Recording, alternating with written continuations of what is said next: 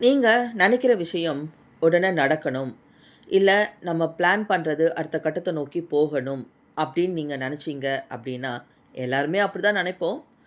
அப்படி நினைக்கிறவங்க, இந்த விஷயத்தில் நம்பிக்கை இருக்கிறவங்க, இன்னைக்கு தேதி 11 11ஆம் மாதம்.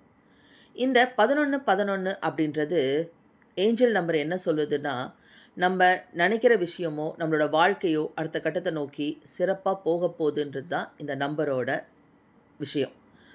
அர்த்தமும் கூட. இன்னைக்கு 11 மணிக்கு நீங்க நீங்க என்ன ஆசைப்படுறீங்களோ, அத ஒரு பேப்பர்ல எழுதி, சாமி கிட்ட வச்சுட்டு, அத எடுத்து உங்க பர்ஸ்ல வச்சுக்கோங்க. இந்த விஷயங்களுக்காக நீங்க நெனைக்கும்போதும், அதுக்கான செயல்கள நீங்க செய்யும்போதும், நிச்சயமா அடுத்த கட்டத்த நோக்கி நீங்க போவீங்க. இன்னைக்கு இந்த விஷயம் எல்லாரும் பண்ணிட்டு, எனக்கு கமெண்ட் செக்ஷன்ல சொல்லுங்க.